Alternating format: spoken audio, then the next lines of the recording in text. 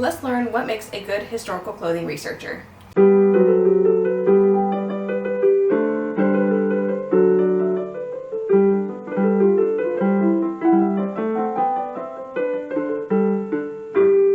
Hi everyone, my name is Caitlin and I teach old-fashioned sewing skills on this channel, and through that I do a whole lot of research, and I do stress the importance of looking at original sources and not taking from other people's research, or at least do it as little as possible. But even when you do that, go back to their original sources and make sure you read those to make sure you're understanding the context and growing your own knowledge in how they did things historically. If you're a returning viewer, thank you so much for coming back, and if you're new here, hi, welcome. I'm so glad you're here. I no longer work professionally in the museum system. I used to somewhat.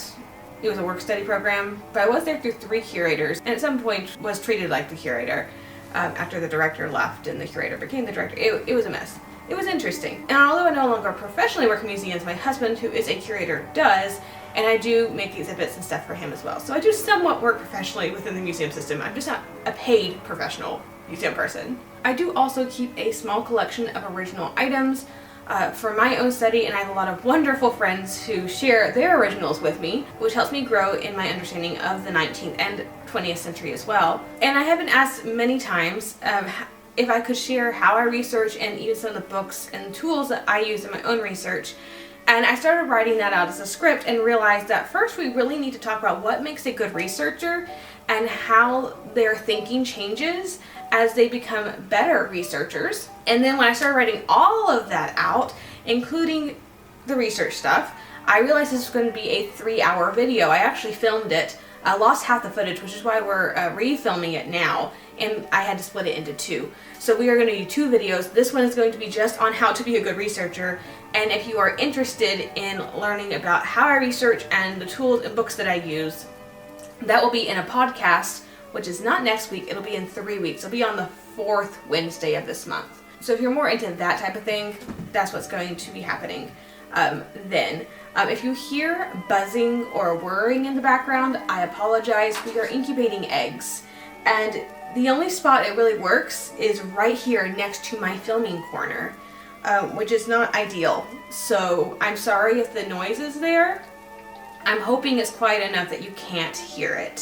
And so while we're talking about disclaimers and things that might be going wrong with this video, let's go over a few more disclaimers. First of all, this channel is mostly about clothing and fashion, and so we're going to be looking at what makes a good researcher through that lens. It probably will work. The phases of research I will speak on likely will work for a lot of different other areas of historical research, but it's not meant for that. It's meant for clothing. I'm also going to heavily focus on the mid-19th century because that is most of what I do. And as a further disclaimer, I do generally try to be very respectable and professional in these videos. I don't know what happened when I wrote this script, but things got a little crazy and a little silly. So that will come out in this video. I'm sorry. It'll be interesting. So to start off with, we're going to talk about what I think makes a good researcher. Your mileage may vary. Other people have different opinions. But I made a beautiful graphic. It's gorgeous. I love it. It's beautiful. I will put it here for you so you can see it full screen, because I know you can't see this very well, but this is going to be my notes here that I'm going to go off of. So it's levels of living history research.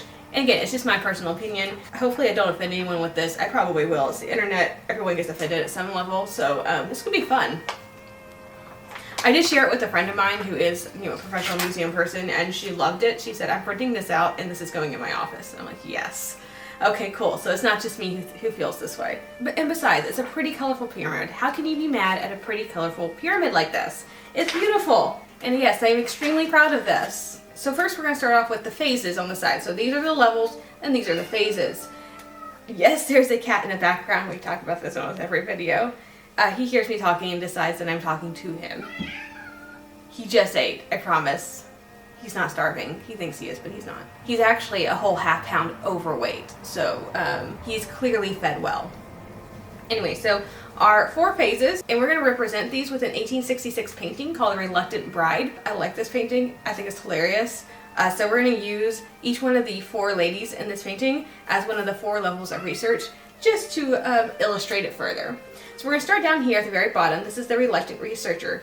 And you can see that the pyramid grows, so it's an upside down pyramid, because this is the knowledge of the researcher. It grows as the pyramid grows. So we're going to start with the reluctant researcher.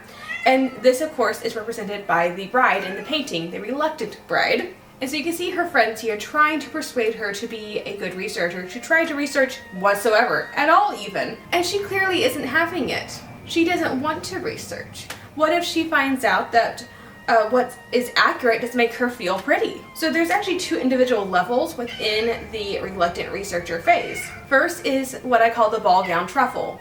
This is someone who just wants to feel pretty, and there's nothing wrong with that. They are just playing dress up. And again, there's nothing wrong with that. You can play dress up, that's not a problem. You can go to an 1830s tea party with a couple of friends and just have fun. That is not a problem. You can dress up your child for Halloween or for a costume party, or do something historical for, say, a mystery dinner.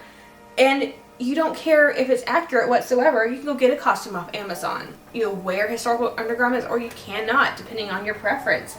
It's not a big deal because the events you're going to go to are outside the historical setting. They are historical in nature, but they are more dress-up focused. And that's fine, so long as you're doing it outside of the historical setting. You don't get to go to events that are historically focused in mind. And I say that because I see people who are part of costume societies just want to parade around at a historical events. And this is going to get a little bit of a touchy subject. I don't agree with that. If you're not doing the research, if you're not trying to portray a real person in that area, and you just want to come and parade around, go find your own event to go parade around at. And let's leave the historically minded events at museums and sites and that sort of thing, specifically for the people who are going to do the research and actually do a good job portraying that time period to the public. And then we have the next level up. This is, I've officially termed the Pretty Parlor Princess. It can also be the Pretty Parlor Prince if we're going to go that route. Sometimes it is the Pretty Prairie Princess or Pretty Prairie Prince. And sometimes it is the Poor Prairie Princess or the Poor Prairie Prince. And these are people who are going to justify their choices in their outfits. These are people who are going to justify their choices with things like, someone told me this was a thing, or my grandmother told me, or I have clothes from 20 years ago in my closet, so I as an 1860s woman would have clothes from the 1840s and 1850s. Or my personal favorite, my ancestors were impoverished, and so they would just wear whatever they could find, so I can wear this if I want to. You know, just very general, overarching statements with no historical backing whatsoever. And if you ask them for sources, that's what they're going to tell you. They're going to say things, well, my grandmother told me, or, well, this just makes sense. They use that one a lot. Well, it's just logical that this would happen. So, because they're looking through the past, first off, without any historical backing whatsoever. And then also, they're looking at it through 21st century eyes, which you cannot do. And so I call this level plain dress up, but with ideals. They have a purpose in life, and it is to portray their version of history. They don't care about the truth. They don't care about what really happened. They have an ideal, and they're plain dress up to meet that ideal. But it's not a historical ideal, if that makes sense. These people in particular are the history smoothie people, as I personally refer them as. And that just means they've taken every historical fact they've ever learned in their life about history, and they put it in a blender, and they blend it all up, and then all of a sudden everything they've ever learned applies to every time period in history. And so because I did write this whenever I was feeling a little bit ridiculous, we get to see this played out now. So enjoy this. Hello and welcome to my kitchen. So we're going to do an illustration on the history blender or the history smoothie idea. So I have here cups of liquidy items that represent different myths, and we're going to shove them in a blender and see what happens. Also, no food is being wasted. It is all food that I found in the back of my fridge, which was too hard to eat, or in some cases, an egg that cracked open and I wasn't going to use it. It was on the floor, so I scooped it up and put it in. I have some sauerkraut juice that I wasn't using, tea that was too old to drink. So nothing's really being wasted. We're using it for an illustration. I'm not wasting food. All right, first of all, let's have the trusty dusty. They dress children just like adults, which is highly hypocritical from a generation that dresses their infants in literal skinny jeans. I don't want to hear from y'all about how those poor children are stuffed into mini adult suits when you do things like that. You older people are fine. Y'all know how to dress small children for their age. I'm talking to my generation. Anyway, that can go into the blender. Now we'll have, let's see, They were smaller back then. Always loved that one when I'm the literal height of an average mid-19th century woman. Ooh, here's another classic. Showing ankles was scandalous. You can hold my smoothie while I laugh in 1830s and any working class 1860s situation. Alrighty, how about they never smiled because it took so long to take a photograph. So, spoken like someone who's never had a mid-19th century photograph taken. I've had several, it's never taken longer than 10 seconds. And also, have you had Aunt Cheryl take family photos at Thanksgiving before? With the modern iPhone, it takes 4 cousins to tell her how the phone works, a husband to turn the flash off, and 5 minutes of her yelling at people just to get a semi-decent picture. Personal favorite, most women died in childbirth. Spoken like someone who's never read actual mid-19th century mortality schedules. Everyone died young back then, that's a closely related one. And then finally, they didn't have bright colors back then. Let's go put this in a blender.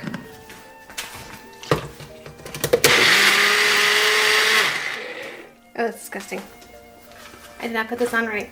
Oops, yuck.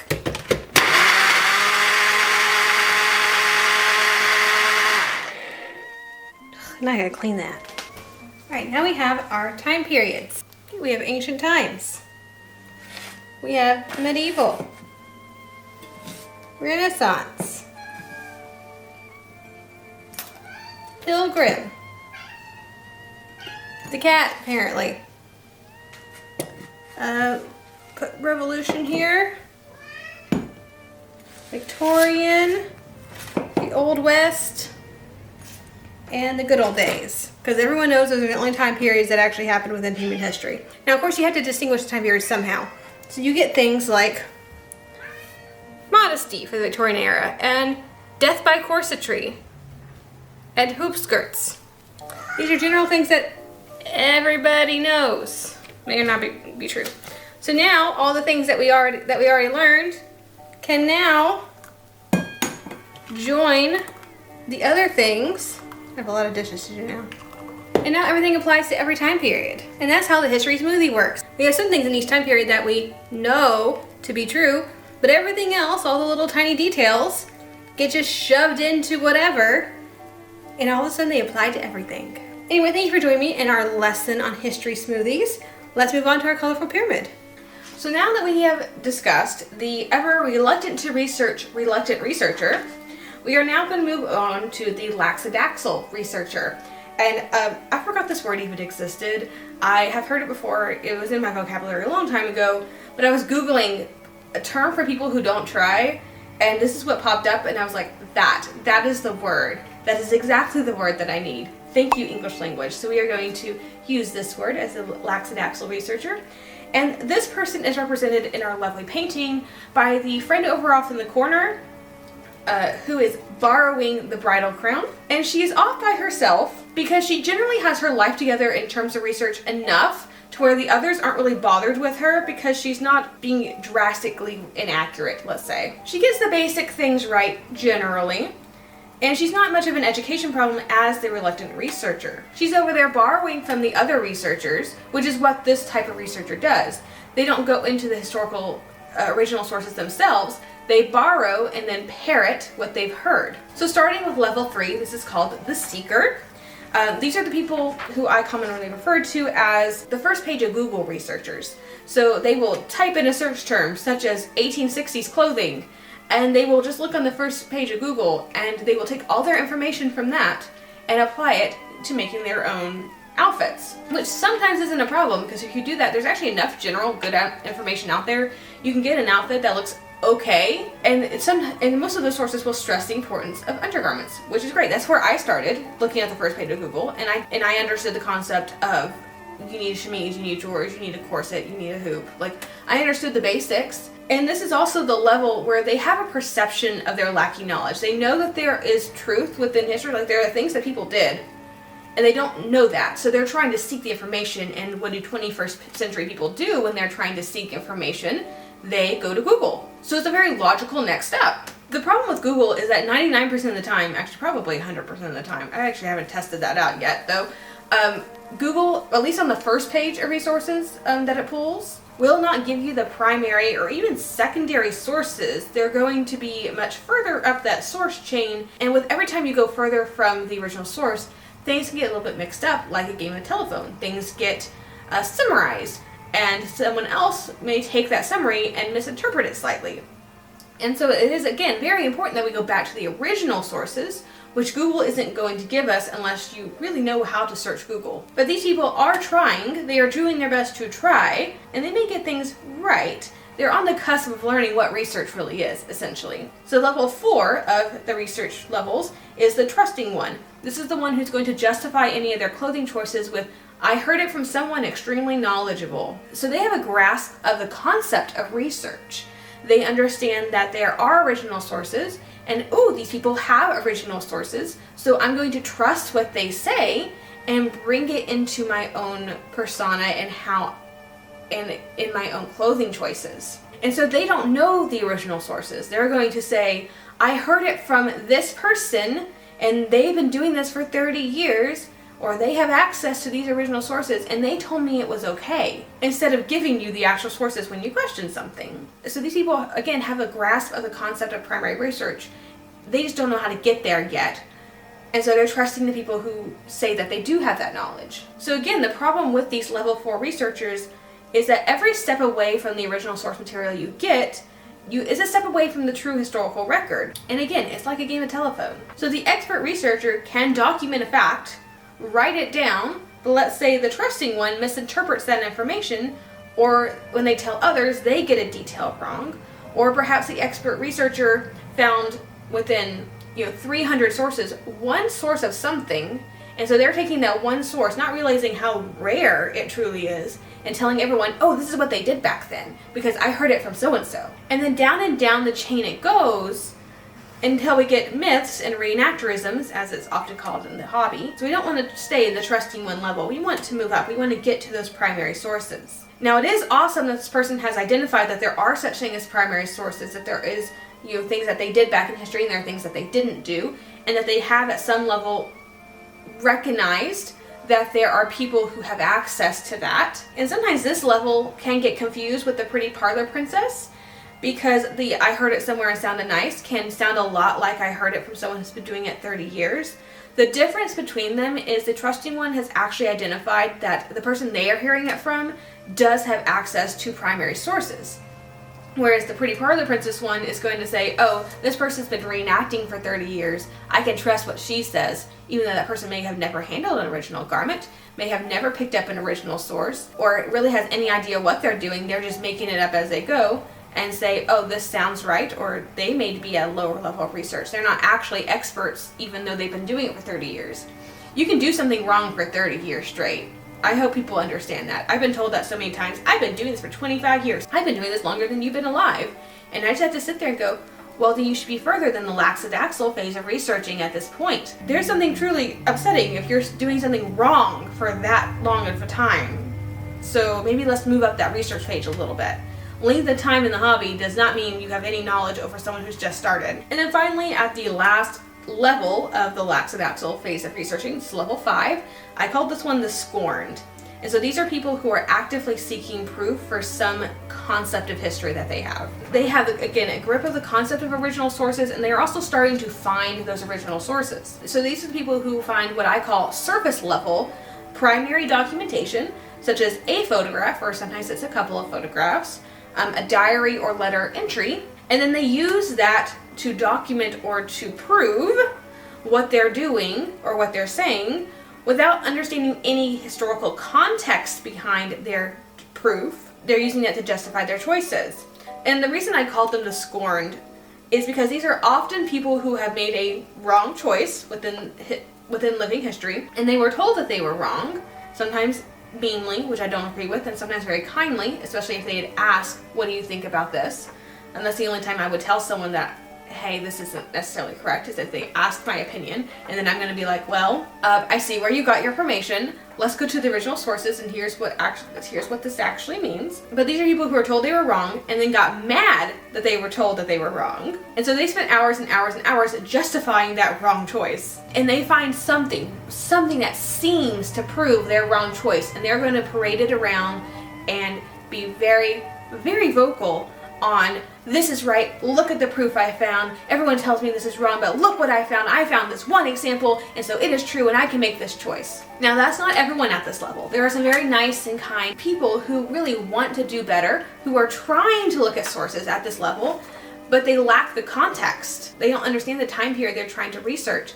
They're finding these sources, and again, they don't understand the context behind it, and context is everything, especially when looking at history. You cannot interpret, say, the mid-19th century through 21st century eyes. You can't even interpret 20th century life through 21st century eyes. It was a different time period. Things were done differently. People thought differently. The way they were raised, the way that their minds worked was different than it is today. So we cannot use our 21st century brains to interpret 19th century sources, or any other time period for that matter. Words mean different things than they did back then. Terms have changed. Things were done differently just because that's the way things were done. And we cannot disregard that context. And because all that is context, and you cannot truly understand an original source without understanding that context. So these are going to be the people who find a fashion plate or a diary entry mentioning a flannel wrapper. Okay? And so they're going to go to Joann's and pick up some cotton flannel. They may actually understand enough to find a historical correct print of flannel, and they're going to make up a wrapper, not understanding that cotton flannel was not a fabric in the 19th century. When they said flannel, they almost always meant a wool flannel, which has a texture, a feel, a weight, nothing at all like a modern cotton flannel. I mean, there are other flannels like Canton flannel, which was technically a cotton flannel, but that's twill on one side and flannel on the other side, which we don't see today, and that almost invariably came in white or unbleached.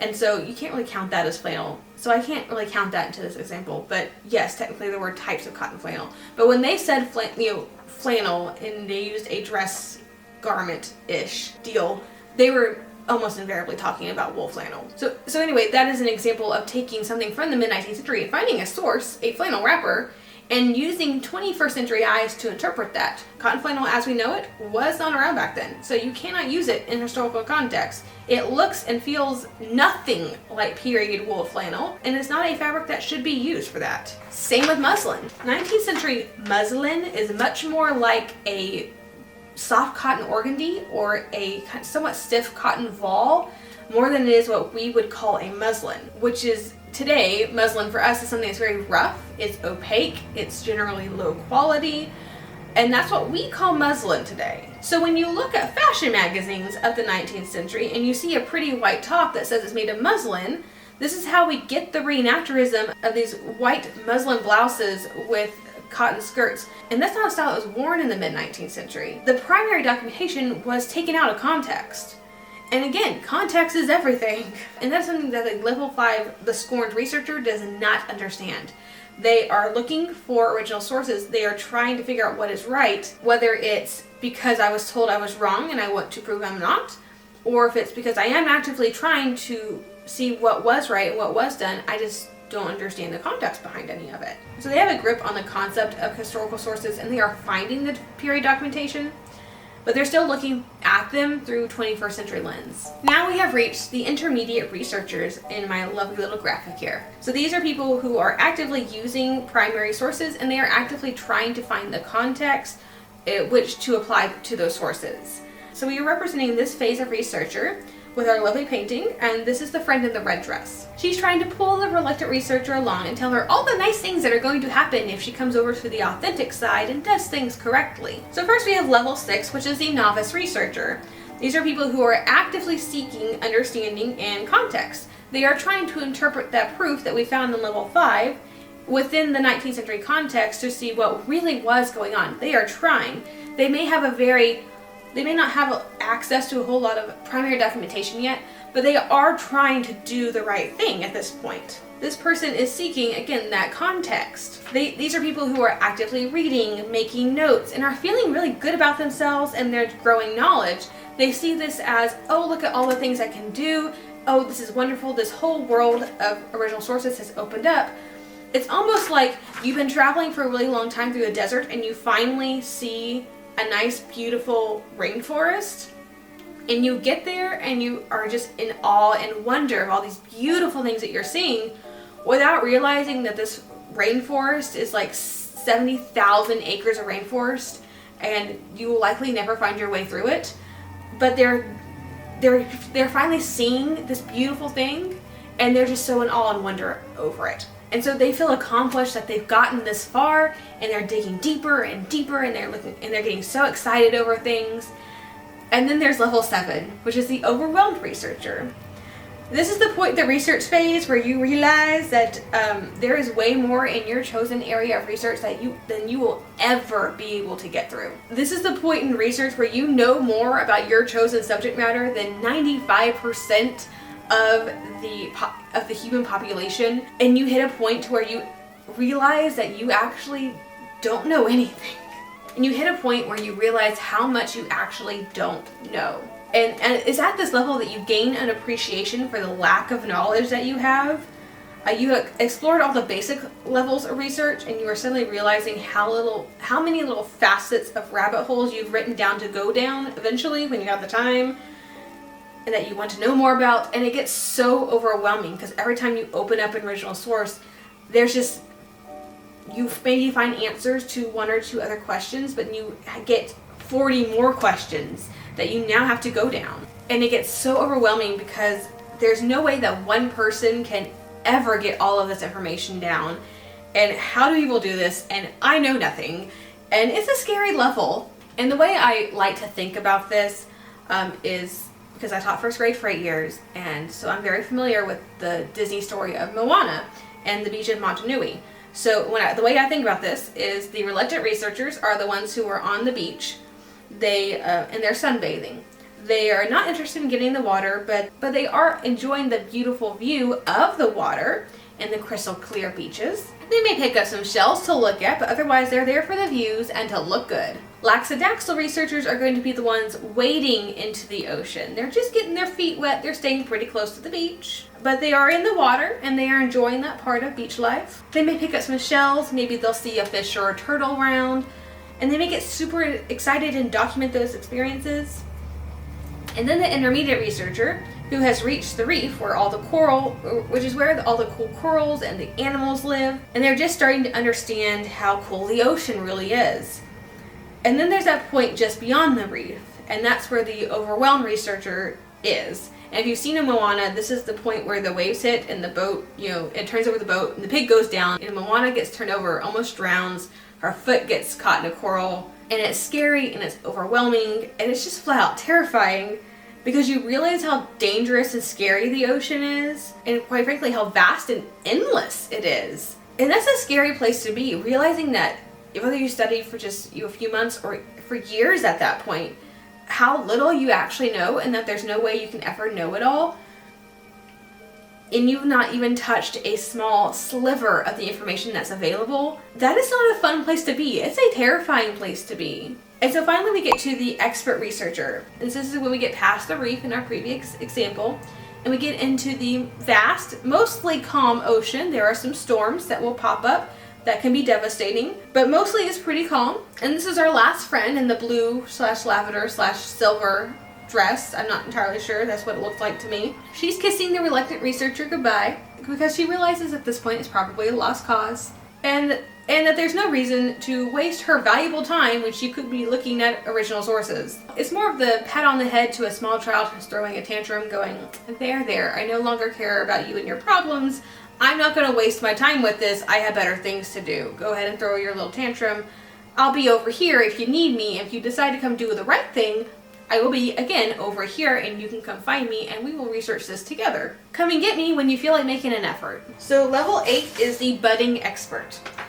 This is a person who is a fount of useless and random knowledge. They have a discernment of the sources, so they do understand more context. They can read most new primary documentation that they find through a 19th century lens because they have a good grasp on on that life. And again, you can apply 19th century to any time period that you're researching. And so they're just kind of going around being really excited of, yes, I have all these other things to research, and yes, I know that there's a very vast ocean over here, but you want to come learn this with me? This is fun. Look what I just learned. That's kind of a fun place to be. You're still very aware of how little you know, but you're somewhat getting out of it and realizing that yes, I will probably never know anything. There is so much to research and I'll probably never get around to half of it. But look at all the cool things I'm learning. Isn't this fun? And then next we have level 9, which is the respected expert. This is the person who is understanding the 19th century context, again, any other time period, and they're continuing to dig into their sources. They have a comprehension of general knowledge. These are people who are generally very respected in their field. They, again, are very much into the original sources. They have good documentation. They know what they're talking about. And they are really good people to go to, especially if you're researching a topic, and to give you sources to look at. And then we have level 10, which is the knowledgeable master. Do we ever get to this level? I don't know if I ever will. I think it's just a very few set people who can actually ever reach this level.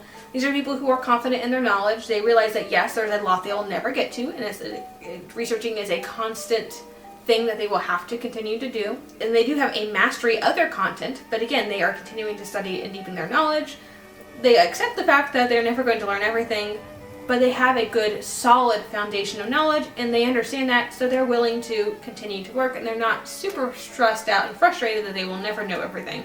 And although I don't know if that overwhelmed feeling ever truly goes away, so I'm not even sure the knowledgeable master really exists, because technically this is a level where you don't have that feeling anymore.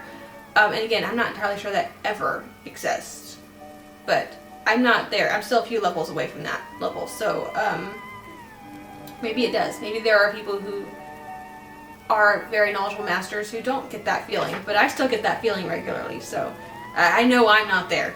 And that is the 10 levels of living history research as told by me, Caitlin Kearns. So now comes self-reflection time. So for me, that I feel that like within the vast majority of the 19th century, let's say my mid-19th century, 1830 to like 1870 range, I feel like I'm at the budding expert phase. I have a lot of very useful and random knowledge, but I still get that overwhelmed researcher feeling a lot.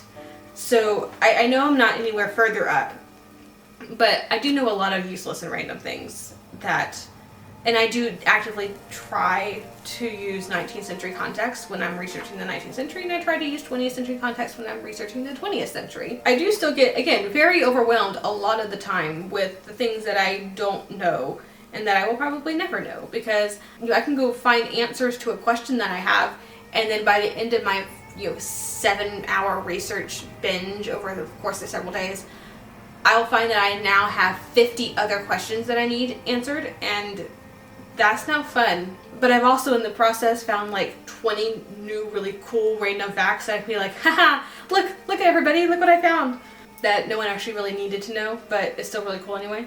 For the 20th century, it kind of varies. So for the 1920s specifically, I'm very much at the scorned level. Which again is not a great level to be at. It's in the lackadaisical phase. Specifically because I really hate the 1920s. And so I don't think they look good. I don't think, there are very few people that I think the 1920s looks good on. I am not one of those people. And so I am like actively seeking proof and evidence of, okay, this is okay because I found a photograph and I don't need to be there. I need to be looking at the contacts. I need to be further up, and yes, that is something I'm trying to work on, but it's again not a time period I like. So again, something I'm personally working on right there.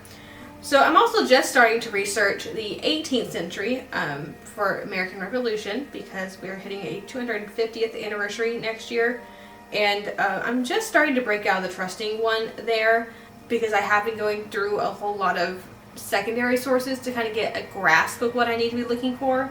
And now that I kind of understand the basics, I feel like I can go into the primary sources. I just don't feel confident enough in myself there, so I am lower level on that one. It is a whole new time period. I'm feeling very intimidated with how little I know, and that's not because I'm at the overwhelmed researcher phase. It's because I have access to all of these wonderful 19th century resources that I know where to find. I can easily search for them. It's not a problem. I don't necessarily have that for the 18th century, and I have to now find all the sources. And diaries are something that's really hard to find. A lot of those aren't online that you can just search. You have to actually read the entire thing to get any useful information. And it's one of those things, like, I have read all of these 19th century diaries, and even though I wasn't looking for a specific fact 3 years ago when I read it, it's in the back of my head. And so when I get a question, I go, oh, I remember reading that. It was in this diary. Let me go find that source. And so there's a lot less work in that than having to reread a whole bunch of other stuff. which is what I'm having to do for the 18th century because I don't have all that background knowledge and I don't have all of knowing. I don't have all that. I don't have it all in my brain yet. And so I'm still kind of trusting other people, and I know I shouldn't be there, and I'm working my way up, but I'm still very much feeling that void of knowledge. And I know I can do it, and I know that I'll probably move faster through the phases for these other time periods because I am higher up for at least one of my time periods, so I know the importance of context. So I think I'll grow a little bit faster than, say, I did to begin with when I first started researching anything, but I'll just have to get there. It's a work in progress, and not everyone is perfect. If you're willing to share, if you'd like to share the phase that you think you're at, or the level you think you're at, go ahead and do that now. But that just about wraps this up. So hopefully that was useful to someone. My way is not the only way of researching, obviously, and I'd love to know your thoughts about, especially my graphic, to see if anyone actually likes this, other than myself and my friend Jennifer, because we thought it was fun. And if you agree with my levels or if you would change anything, yeah, let me know in the comments. But anyway, I hope you enjoyed the video. If you did, please like it, subscribe to the channel, click that little bell notification so you're notified anytime I upload a new video. And as always, have a fantastic week, and I'll see you back here in the next video.